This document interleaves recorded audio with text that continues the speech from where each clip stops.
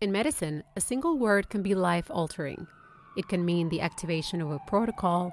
It can mean delaying treatment. It can even change a patient's outcome. Something similar happens in translation. Could a poorly done translation lead to a fatal outcome?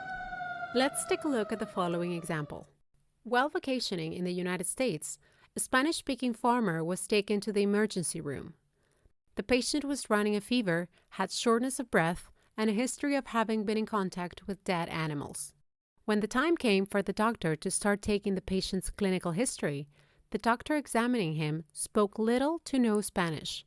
To make matters worse, there was no professional interpreter available at the hospital at the time. Despite the language barrier, the doctor decided to conduct the interview in English.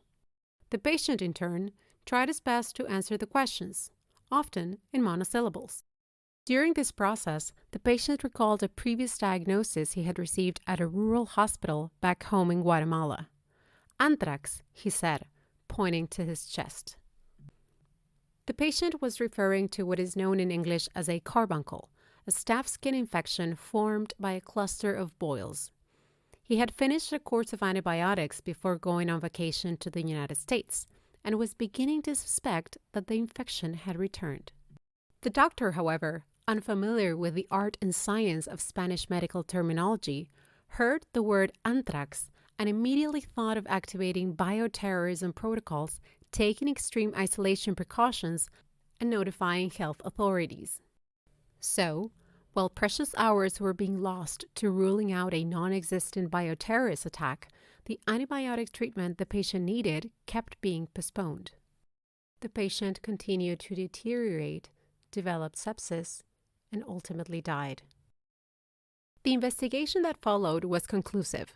A professional interpreter, equipped with a reliable and well-established terminology resource, such as Libro Rojo, would have been able to detect that anthrax is carbuncle, not anthrax, despite the phonetic and graphic similarities with the latter.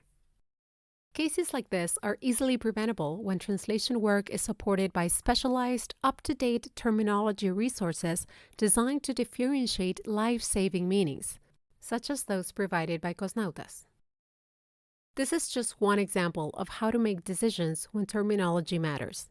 Cosnautas has been designed for dedicated, thorough professionals who care about these decisions. Explore our platform and see for yourself.